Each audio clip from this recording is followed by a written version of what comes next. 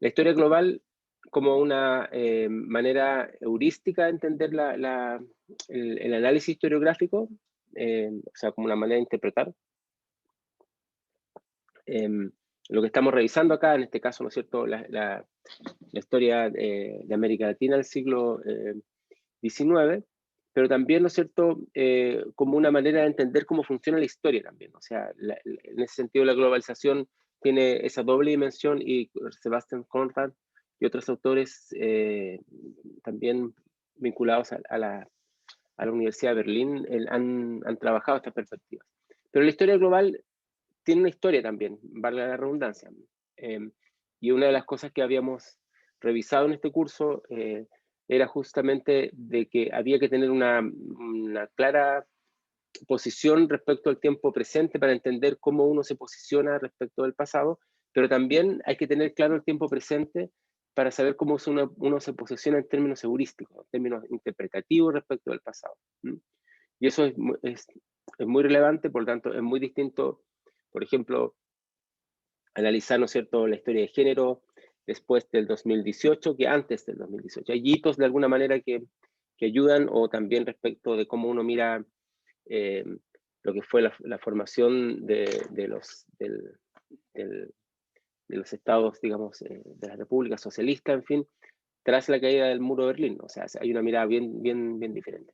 En este sentido, la historia global es una reacción también, de alguna forma, a la historia que hasta ahora ha sido predominante, que es la historia nacional. No hace mucho la historia moderna se Tecito. centraba, pero hay una... No. Tecito. Voy a silenciarlo.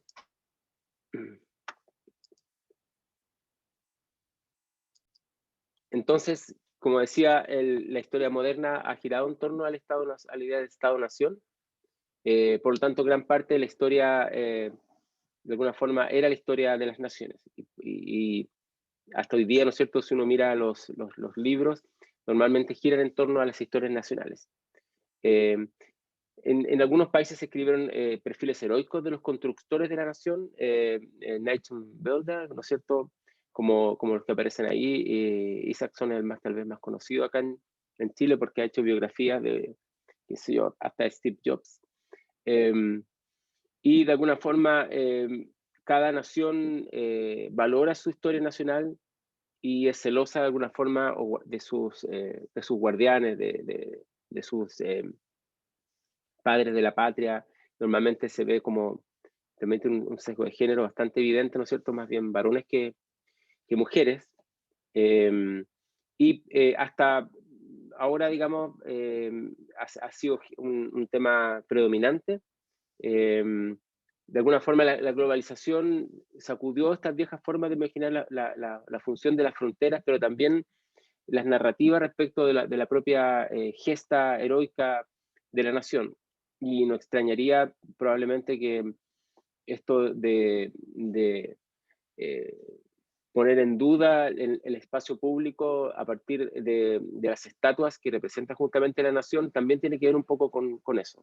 Desde lo que ocurrió en los Estados Unidos, ¿no es cierto?, en el año anterior, pero también lo que está ocurriendo acá en Chile, por supuesto, y también lo que ocurrió, ¿no es cierto?, tras el octubre del 2019 en nuestro país. De alguna manera, entonces, no solamente la historia de la nación predominante se ha puesto en duda, sino también, ¿no es cierto?, las maneras que se habían construido para armar esta narrativa por ejemplo, los héroes nacionales, que normalmente son varones. Es interesante la discusión que se está produciendo, o que eventualmente se podría producir. No es muy, hay una discusión muy intelectual respecto acá en Chile, pero sobre eso, pero respecto de las estatuas, como el general Baquedano, etcétera, se puede pensar un poco de esta manera.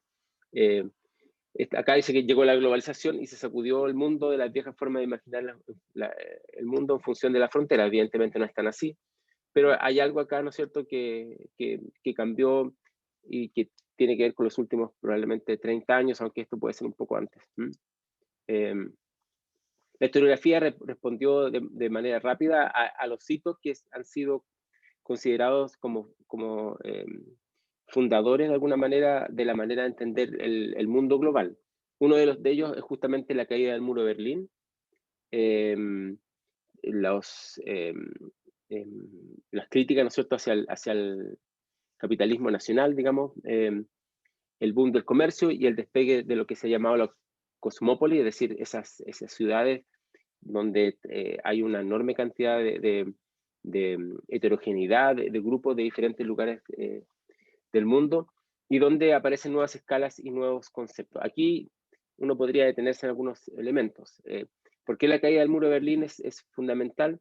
Porque la existencia de dos mundos, ¿no es cierto?, durante la Guerra Fría hacía que las posibilidades de interconexiones o de vinculaciones se viese fuertemente disminuida en términos políticos, porque había una dificultad y un impedimento en los estados soviéticos para circular libremente por el resto del mundo. Eso no se podía salir prácticamente, o con muchas dificultades, si que uno estaba vinculado con el Partido Comunista en algunos lugares. Por otro lado, ¿no es cierto?, el propio capital circulaba de una manera diferente, no había posibilidad de invertir de la forma global que se comenzó a hacer después. Y eso, ¿no es cierto?, tiene que ver justamente con el boom del comercio y el papel que va a empezar a jugar el mundo asiático y particularmente China como la gran, digamos, fábrica del planeta. Y, ¿no es cierto?, la idea que las ciudades, por efecto de las migraciones y de todo el intercambio comercial, se transformen de forma muy rápida en lugares de paso de diferentes grupos, de diferentes idiomas, de diferentes culturas, ¿no es cierto? Y eso un poco se ha llamado la cosmópolis. De modo que las escalas cambian, ya lo global ya no está circunscrito al comercio, por ejemplo, nacional, sino que más bien, perdón, lo global, digo, el intercambio, no está circunscrito solamente a lo nacional, sino que se amplía de una manera mucho más evidente. Y aparecen nuevos conceptos, como justamente el propio concepto de la aldea global, porque que justamente de esa época, de McLuhan. El acuerdo de Schengen, que está posibilitado en fines de los años 80, ¿no es cierto?, que permite que uno circule, ¿no?, por toda la Comunidad Europea sin la necesidad de pasar por fronteras nacionales, ¿no es cierto?, fue un elemento también fundamental, pero también el Tratado de Libre Comercio que hace Estados Unidos con Canadá y México, o la creación de la Organización Mundial del Comercio, ¿no es cierto?, que habla de nuevas formas de fusión internacional. Podemos hablar de muchas otras más. De modo que estos tratados, ¿no es cierto?, que ahora han estado amenazados por un repliegue nacionalista, también en los Estados Unidos con Donald Trump, o en Brasil con Bolsonaro, etcétera, en algunos países también de Europa Oriental, prometían un mundo sin fronteras. Esa es un poco la idea de esta perspectiva. Esto generó en su inicio, ¿no es cierto?, un tipo de mirada global, ¿no es cierto?, que se ha llamado una suerte de globalismo patriótico, es decir, héroes, ¿no es cierto?, que ya no representan a relatos nacionales, sino que están, como dice acá, liderando de alguna manera grandes problemas o grandes cuestiones humanitarias, o sea, que no requieren o no están circunscritos, perdón, una mirada local, sino más bien una mirada global, justamente. Como por ejemplo el libro del 98 de Kuretevich sobre el genocidio de Ruanda, que es uno de los libros más relevantes para entender esta idea de que ya no es un líder nacional, sino que es un líder humanitario. También todo el tema del cambio climático también es algo que nos mira de una forma global, y, ¿no es cierto?, hay una crítica a esta adicción al carbón, o al carbón en el sentido de la energía, ¿no es cierto?, vinculada a esos productos, a los que se hidrocarburos en este caso también. La Cumbre de la Tierra en Río de Janeiro en el año 92, ¿no es cierto?, marcó un hito, así como otros, ¿no es cierto?, como Schengen, marcó un hito en la idea de transformarnos globalmente, ¿no es cierto?, el problema por un lado, se transforma en global el problema medioambiental, y por otro lado la solución también se transforma en global. Es un caso bien relevante porque no es posible mirarlo nacionalmente. Y ahí hay toda una discusión ahí que comienza en ese momento y que llevamos hasta hoy día, de hecho, dando una pelea al respecto. Y aquí está, por ejemplo, la discusión de Bolsonaro si es justo que las naciones le exijan, por ejemplo, según él, no seguir deforestando la Amazonía, cuando es un tema de la Amazonía, es un tema nacional. Él decía, la Amazonía le pertenece a Brasil, no le pertenece al mundo. La mirada global justamente dice todo lo contrario. La Amazonía es uno de los pulmones del planeta Tierra, por lo tanto, lo que ocurre en la Amazonía no es solamente asunto de Brasil, sino que es un asunto mundial. Y uno podría ver también en otras perspectivas respecto a estas miradas medioambientales. Y la historia, ¿no es cierto?, medioambiental se pone también como se impulsa en ese momento, ¿no es cierto?, y se transforma en una de las corrientes historiográficas más, digamos, más vinculadas a esta mirada global. Y de hecho es una de las grandes tendencias historiográficas actuales hasta hoy día, ¿no? En el año 2006 ya los investigadores se suben finalmente, ¿no es cierto?, a bordo de esto, y se lanza una revista que se llama, ¿no es cierto?, perdón, vamos a mirar, una revista que se llama justamente sobre una historia global. Vamos acá a ver si se puede revisar. Ustedes la pueden ver después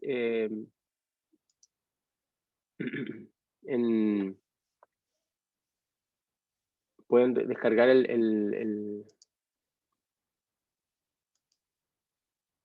la página web y mirarla. En todo caso, ahí está. El Journal of Global History, aquí lo podemos ver, ¿no es cierto? Y pueden mirar los artículos actuales o el último número, digamos, de marzo del 2021, ¿no es cierto? Que justamente habla de elementos que tienen que ver con comercio, qué sé yo. Aquí uno puede mirar, China, ya sea surasiático, juega un papel muy relevante en esta perspectiva, incluso lo podría ver hasta hoy día mismo, digamos. Por ejemplo, podría mirar estos trabajos actuales, ¿no es cierto? Y podría revisar este aspecto. Yo lo voy a poner acá, bueno, el link lo tienen probablemente, pero se los puedo poner de nuevo. Bien, vamos a volver al PowerPoint. Aquí en el chat le voy a poner el link mejor para que lo puedan revisar. Bien. Entonces, se pone la historia, la global History, se pone un poco como una tendencia mainstream, de moda, digamos. Muchas universidades europeas, incluyendo después, ¿no es cierto?, en universidades en el Reino Unido, en Japón, en China y en Brasil también, y sobre todo en Estados Unidos, diseñan nuevos cursos de la historia global, se crean nuevos centros de investigación de historia global y programas nuevos de doctorado, como los que uno puede ver en distintos lugares, ¿no? Muchos vieron en la historia global un elixir, comillas, ¿no? También una forma de volver a tener relevancia pública, porque la globalización estaba de moda. Por lo tanto, los historiadores y las historiadoras ahí comienzan a discutir en términos públicos, digamos, en la medida en que están respondiendo a un problema que se ve como un problema de relevancia, digamos, público. Evidentemente, la discusión sobre si la Amazonía es o no patrimonio nacional de Brasil, si el tema de los migrantes que llegan a Europa desde África o la migración que hemos estado viviendo últimamente nosotros en América Latina debido a la crisis, digamos, por ejemplo, en países como Venezuela, evidentemente hacen que se necesite discutir la globalización como fenómeno, y ahí los historiadores y las historiadoras, y uno lo puede ver en esa revista, ¿no es cierto?, este journal, se vuelven también relevantes para ser para ser escuchados o tienen algo que decir de alguna manera. Por lo tanto, una nueva generación de historiadores, en los cuales está Sebastian Conrad en Berlín, buscaron, ¿no es cierto?, ir más allá de esta naturaleza íntima que era nuestra mirada nacional, y mirarnos un poco desprovisto de muros. O sea, el muro ahí juega una metáfora, digamos, acá juega un papel metafórico, evidentemente, que tiene que ver con el propio muro de Berlín, etc. Lo que estaría demostrando la historia global sería, ¿no es cierto?, que habría conexiones entre sociedades en vez de cohesiones, que lo que se había buscado durante mucho tiempo al interior de las propias naciones. Es decir, más que hablar de elementos cohesionantes de la nación, habría que mirar las conexiones que sean entre sociedades en diferentes partes del planeta. Y ahí es cuando se pone justamente en discusión qué tan cohesionante era realmente el Estado-nación, qué tan cohesionante era el hecho de vivir en un lugar bajo una misma nación. Y eso después, como una suerte de efecto en cadena, también va a poner en duda a los supuestos héroes que pueblan, digamos, el espacio público, como las estatuas, que de alguna manera también simbolizaban esta idea de cohesión nacional. Vamos a sentir una cohesión nacional, por ejemplo, frente a héroes masculinos militares. Vamos a buscar nuevos héroes o heroínas de estos elementos interiores de nuestras conexiones, o vamos a empezar a mirarnos de una manera mucho más conectada con otros lugares incluso muy lejanos. El antiguo marco comparativo que se había hecho en base a civilizaciones, que era el marco que nosotros trabajábamos para entender algo más allá de la nación, dio lugar a contactos y conexiones. Por lo tanto, lo que se empezó a estudiar es el entramado de intercambios y encuentros a nivel mucho más amplio que incluso las civilizaciones, desde la ruta de la seda en 1300 hasta las cadenas de abastecimiento de los turbocompresores en el 2000. O sea, es una perspectiva que también nos va a llevar a miradas mucho más amplias respecto a la propia temporalidad. Ya no vamos a trabajar civilizaciones, eso lo hemos visto un poco en la clase anterior, o elementos vinculados a periodos o espacios más reducidos, sino que cada vez se amplía esto. Se vuelve mucho más extenso y, digamos, en este sentido. Bien, entremos entonces un poco, no sé si hay alguna pregunta acá, podemos para entrar en la discusión sobre el propio texto de Sebastián Conrad. Lo importante es entender cómo estos fenómenos globales que estamos viviendo como actores y actrices de estas perspectivas globales pueden influenciar nuestra mirada historiográfica, o sea, cómo pueden de alguna manera tener una relevancia. Según Conrad, como otros autores, ¿no es cierto?, lo han manifestado, esto es bastante estudiado, la propia génesis de la historiografía está ligada a un nacionalismo metodológico. Yo no sé si ustedes han leído a Leopold von Ranke, que se lo pasa en muchas universidades de manera muy rápida y se lo cataloga como positivista, casi de una manera, como una suerte de fenómeno superado. Yo creo que mientras más estudio Leopold von Ranke me doy cuenta que no hemos cambiado mucho la historiografía muchas veces de lo que él propuso en el siglo XIX en Berlín respecto a cómo se hace ahora. Bueno, hay muchas diferencias, evidentemente, ha cambiado muchísimo, pero hay un elemento que se mantienen. Y uno de estos elementos que se mantiene es esta idea del nacionalismo metodológico como un contenedor, de alguna manera, de muchos elementos que están asociados con la nación. Por más que se hable de historia global, uno puede ver, ¿no es cierto?, que sigue siendo la historia nacional la predominante. Y de hecho, cuando en este curso de Historia de América, o de Historia de Hispanoamérica, hemos visto, uno busca material bibliográfico que hable del continente o de espacios vinculados a América, se va a encontrar que existen, pero siempre están escritos por personas que hablan de sus propios países. Un argentino escribe sobre Argentina, un paraguayo sobre Paraguay, etc. Entonces, sigue siendo, a pesar de todo lo que hemos conversado anteriormente hoy día, respecto a la historia global, sigue siendo el nacionalismo metodológico el elemento fundamental. Y ustedes no son digamos, los únicos ni los últimos que van a tener más cursos de historia nacional que de historia, digamos, de otros países. Esto también está ligado a un evidente eurocentrismo, porque la mirada nacional, ¿no es cierto?, como se construyeron las naciones, es una mirada muy, muy europea, donde se ve a ese continente, o en realidad un subcontinente, como la fuerza impulsora central de la historia del mundo. Por lo tanto, Europa ya no es solamente una suerte de experiencia que uno podría mirar desde otras partes del mundo, sino es un modelo de desarrollo universal que se busca, ¿no es cierto?, aplicar como un lenguaje teórico en el resto del mundo, ¿no?, en todas partes. Eso es lo que dice Sebastián Conrad. Por lo tanto, no es extraño ver, ¿no es cierto?, cómo fuera de Europa se trata de buscar la formación del Estado-Nación, cómo fuera de Europa se trata de entender cómo se organizan, ¿no es cierto?, las clases sociales, el proletariado, la burguesía, o incluso la aristocracia, que sabemos, ¿no es cierto?, que es muy, como cualquier otra, muy difícil de encontrar, digamos, pero y sin embargo se trata siempre de hacer un símil. Y esto es bien importante que ustedes lo piensen, porque significa que Europa no es como dice acá, no es una experiencia singular de un lugar determinado, sino que más bien es el modelo que hace que todos, ¿no es cierto?, fuera de Europa, de alguna manera, busquemos cómo acomodar esa historia dentro de la propia historia, de la propia historia nacional.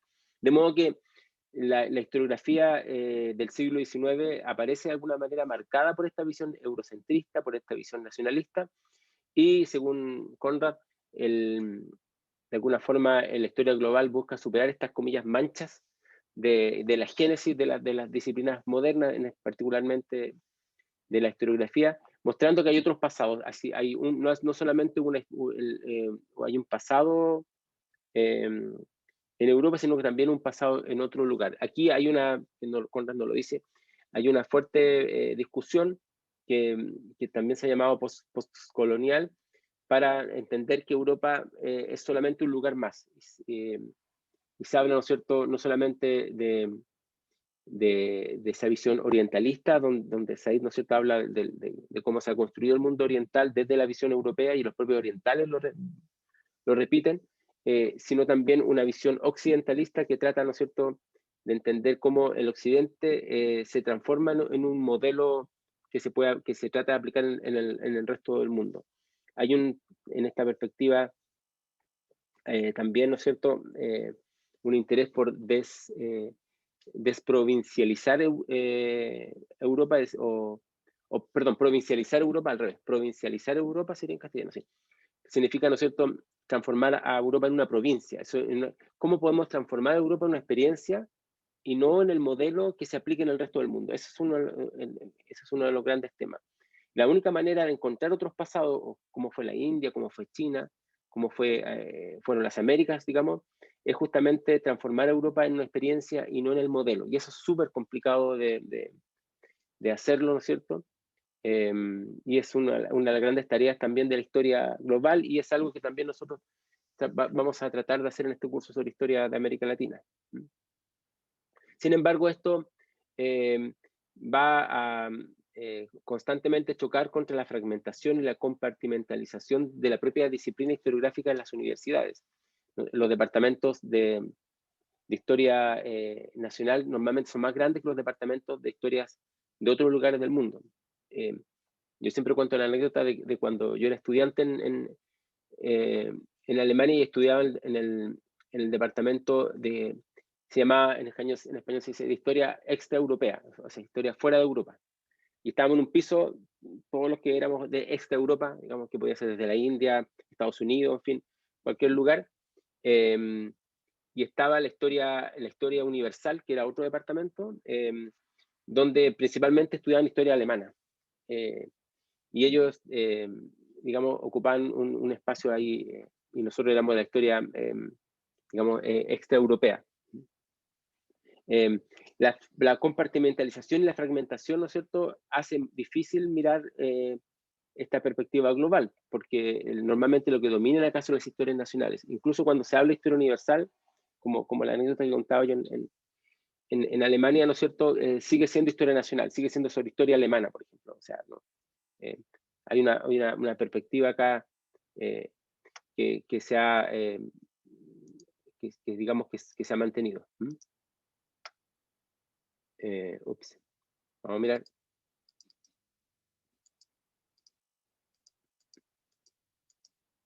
Bien. Y lo que busca la historia global justamente es una comprensión de las interacciones y las conexiones que hay, y no fragmentarlo en espacios como por ejemplo podrían ser los espacios nacionales. Conrad habla de 3 variantes de la historia global que de alguna manera sintetizan lo que ha sido esta práctica desde fines de los 90, esto tiene 20 años más o menos, ¿no? Uno, ¿no es cierto?, es la historia del todo, que es una cosa vinculada a la síntesis. Esto es la gran síntesis de donde se habla de siglos particulares, por ejemplo, como este curso, digamos, del siglo XIX, pero bueno, este curso está acotado a América Latina, pero sería el siglo XIX en el planeta, que es como el texto si ustedes lo miran, que hemos estado revisando aquí de Jürgen Osterhammer. Si uno lo mira, y lo tenemos acá, y si uno mira el índice, ¿no es cierto?, ve que esta es una historia del mundo en el siglo XIX, una transformación del mundo en el siglo XIX. Y si uno mira acá, ¿no es cierto?, la primera parte, que es más bien introductoria, o del enfoque como lo que estamos haciendo ahora sobre temas de memoria, tiempo y espacio. En la segunda parte, ¿no es cierto?, en los temas, digamos después de los panoramas, uno puede ver cómo toma elementos que pueden ser considerados elementos globales y no solamente en una sola región, como la energía y la industria, la consideración del trabajo, las redes, la jerarquía, el conocimiento, la acción civilizadora, digamos, que ejerce por esta Europa, ¿no es cierto?, y la religión. Esto quiere de alguna manera demostrar cómo el siglo puede ser estudiado de distintos puntos de vista que busquen justamente estas conexiones de las que hemos estado hablando. Por lo tanto, esta Big History, de alguna manera, toma desde el Big Bang hasta el presente, son periodos de tiempo largos. Este libro de Osterhammer es sobre el siglo XIX, pero la mayor parte de los libros de historia global toman periodos mucho más grandes, mucho más amplios, digamos, en términos temporales. Ese tiene que ver, por ejemplo, con el estudio de las eras, la historia global del imperio, la historia global de las monarquías, la historia global de los cortesanos, la historia global de las migraciones, la historia global del comercio, etc. O sea, son fenómenos grandes que de alguna manera sintetizan la historia en sí misma. Después viene la historia global como estudio de intercambios y las conexiones. Dado que ninguna sociedad vive en forma aislada, ¿no es cierto?, se busca ir más allá de los estados nacionales y hablar, ¿no es cierto?, de fenómenos como, por ejemplo, el imperio, las civilizaciones. Y ahí también, nuevamente, la perspectiva de Osterhammer de alguna forma resume, no resume, sino que ejemplifica esto. Una perspectiva que es la que el autor utiliza tiene que ver con la historia global como un modelo de intercambio de carácter regular y sostenido. O sea, no solamente la historia global como un fenómeno, digamos, histórico en sí mismo, valga la redundancia, sino como un modelo heurístico. Y eso el texto de Conrad lo utiliza bastante como una manera de entender el devenir de las propias sociedades y no solamente de un periodo histórico concreto. Y aquí el mismo Conrad lo ejemplifica, ¿no es cierto?, con el estudio de Christopher Hill sobre el surgimiento de la historiografía moderna en Francia, Estados Unidos y Japón. Ahí está el libro del 2008, ¿no es cierto?, National History and the World of Nations. Porque Hill estudia, ¿no es cierto?, cómo la historiografía conceptualiza la posición de cada nación distinta, como algo distinto, ¿no es cierto?, para hacer que el surgimiento de cada nación y de cada Estado-nación posteriormente pareciera un hecho necesario y natural. Entonces, en ese marco de cómo Hill mira a Francia, Estados Unidos Y Japón, ¿no es cierto?, enfrenta esas experiencias de alguna forma locales con experiencias globales. Ese es un poco el enfoque, digamos. Ustedes pueden ver el texto después, yo si lo puedo poner en, en el curso, digamos, para que lo puedan mirar esta mirada de Hill, que no es solamente hacer una historia comparada, que también que es muy característico también de esta mirada de último tiempo, es decir, comparar una historia de otra, o como dicen los franceses, una historia cruzada, donde uno cruce una perspectiva respecto de otra, sino más bien es cómo tomar experiencias locales y ver cómo esas experiencias locales responden globalmente. Y por eso es una mirada heurística respecto de la historia global y no solamente de un fenómeno particular de la historia, como podría pensarse. Conrad habla, ¿no es cierto?, que la ciencia global de alguna forma se ha abordado, digamos, de distintas maneras y principalmente ha tenido que ver con visiones respecto a la historia política. Pero acá, ¿no es cierto?, también podemos encontrar una historia global que tiene que ver con las formas de transmisión y de circulación del conocimiento. Es algo que yo trabajo y por eso acá quiero un poco mostrarlo. Una de las cosas que se ha abordado en el último tiempo, sobre todo en los últimos 10 años, es la dimensión global que tiene, ¿no es cierto?, también el conocimiento, y esto también es una forma heurística de verlo, porque no solamente tiene que ver con un fenómeno histórico particular, sino que el conocimiento en sí mismo. Cuando los sapiens, digamos, sapiens circulan desde África y entonces van poblando el planeta, también arrastran consigo el conocimiento, y uno lo puede ver cuando llegan a América, digamos, también, ¿no es cierto? Y después, posteriormente, esto es un fenómeno que se da, digamos, donde haya sociedades, ¿no? Donde hay sociedad, el conocimiento de alguna manera circula. Y esto no solamente tiene que ver con el conocimiento que llamamos conocimiento científico, sino con el conocimiento en sí mismo que las sociedades de alguna forma acumulan y hacen circular, como se dijo. Eh, Esto ha sido estudiado desde los intercambios entre Europa y el resto del mundo. Por ejemplo, la representación de la naturaleza, cómo la naturaleza es vista desde Europa en frente a otras maneras de entenderla. También como el comercio ha sido parte de la circulación del conocimiento, en la medida que los pueblos no solamente intercambian bienes y servicios, sino también, ¿no es cierto?, formas y saberes, formas de hacer y saberes, también en el arte o los imperios, por ejemplo, España, Portugal, Inglaterra. En el último tiempo se ha puesto importancia al rol del conocimiento en el proceso de globalización, o sea, cómo la globalización se puede entender como un fenómeno de conocimiento, es decir, lo que en el fondo circula no solamente son productos que se venden y se compran, sino más bien el conocimiento que está asociado a ese producto.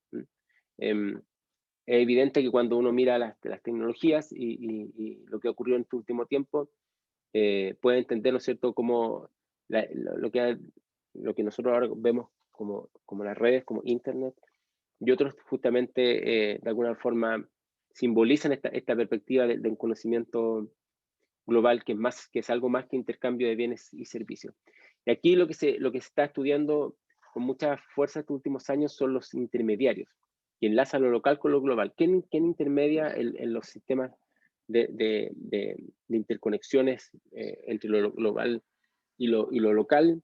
El papel que juegan, por ejemplo, las personas que van a un lugar, estudian y vuelven al lugar, las personas que ejercen algún tipo de labores diplomáticas, en fin, pero también los objetos que se trasladan de un lugar a otro. Lo interesante, ¿no es cierto?, es estudiar esta relación de la ciencia con el mundo global para mirar los proyectos científicos que para el éxito de los propósitos del proyecto científico necesiten coordinar un conjunto de observaciones.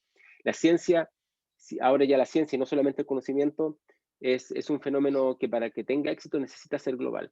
Cuando ustedes vieron, en el caso de la astronomía, la fotografía la primera fotografía, que es una reconstrucción, digamos, del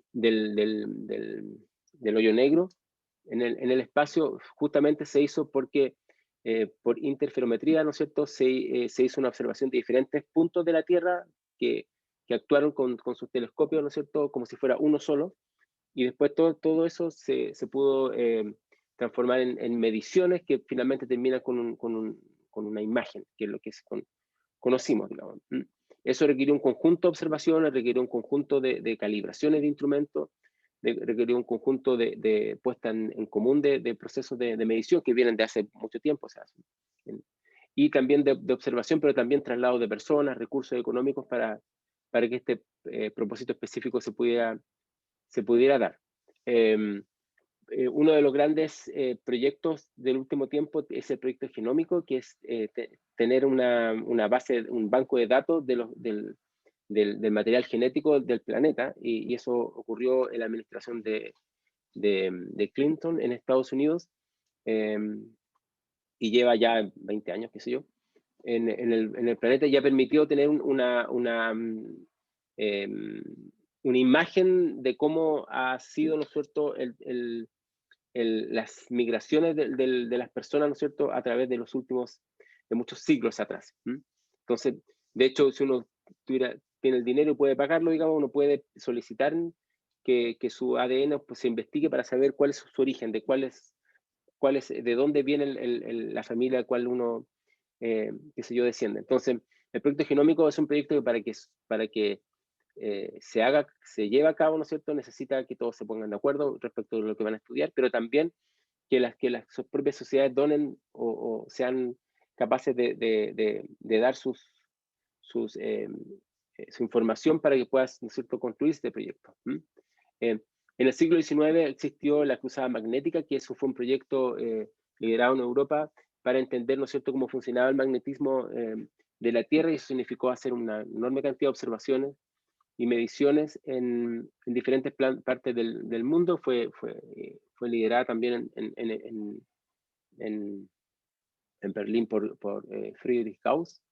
Y entonces, una vez que hubo mediciones de diferentes partes del mundo, se pudo tener una imagen más o menos clara de cómo funcionaba el magnetismo y por qué se podía observar o medir de una manera determinada. También había una empresa grande para cartografiar el cielo, como la Cap du Ciel en Francia, que significó hacer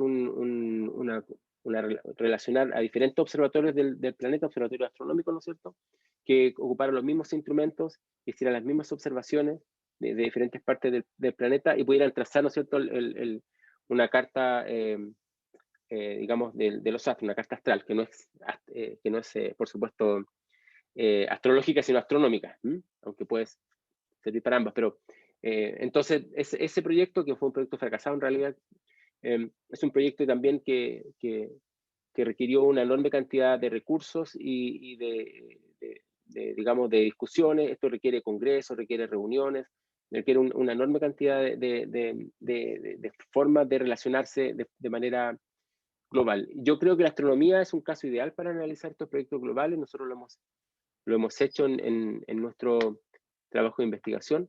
Por eso quiero hacerle propaganda a esto, aprovechar. Y lo hemos trabajado, si ustedes lo pueden ver acá, en este texto, que se lo puedo mandar o lo puedo poner que lo publicamos el año pasado, cuando se empezó a buscar un punto de observación en el sur global, ¿no es cierto? Hay una discusión entre dos personajes, Gerlin y Gillis. Este artículo lo escribí yo con una colega, en el Journal History of Astronomy, para poder poner un punto de observación en el hemisferio sur, y que en este caso fue Chile, que es el inicio de la observación astronómica en nuestro país, en el siglo XIX. Yo les quiero mostrar esto para que ustedes puedan ver en la práctica cómo esto se puede hacer, una historia global de la historia de la ciencia, porque para que pudiéramos trabajar con esta mirada de cómo dos científicos en Europa y Estados Unidos se ponen de acuerdo para hacer una observación desde el sur del mundo, y de esa observación sea de alguna manera coordinada con las observaciones que se hacían en el norte, porque para mirar el planeta y mirar otros planetas y estudiar el sistema solar, ¿no es cierto? Había que hacerlo desde el sur y del norte al mismo tiempo, utilizando los mismos instrumentos, como aparece en este artículo. Solamente lo quiero mencionar porque para hacer este trabajo, como aparece acá, ¿no es cierto? Nosotros, yo, bueno, estuve trabajando, ¿no es cierto?, con la correspondencia que había en dos lugares del mundo, entre Gerling, este personaje, y Gillis de Estados Unidos y Gerling de Alemania, que estaba, ¿no es cierto?, en la biblioteca del archivo de Marburgo en Alemania, por un lado, y la otra parte en Washington. Entonces, hubo que trasladarse a Washington, hubo que trasladarse a Alemania para fotografiar esta correspondencia, hubo que transcribirla de la grafía del siglo XIX alemana. La inglesa no es tan distinta, pero la alemana es muy diferente a la grafía actual. Y hubo que, son muchísimos años de correspondencia entre 1847 y 1856, que están en la respuesta en un lado, de un lado del mundo estaba en un país y la carta de ida estaba en el otro, entonces hubo que coordinar toda esta lectura. Y de esta forma entonces uno puede estudiar las relaciones, las vinculaciones entre los distintos lugares del planeta, a partir de esta perspectiva. Yo les puedo poner después el texto para que ustedes lo puedan revisar y puedan ver un ejemplo de esta historia global de la ciencia. Entonces, en resumen, lo que yo quería hoy día era mirar, ¿no es cierto?, cómo podemos percibir esta historia global como tanto desde el punto de vista de una mirada particular sobre la historia de un momento, pero también de un punto de vista heurístico, cómo lo podemos mirar como una forma analítica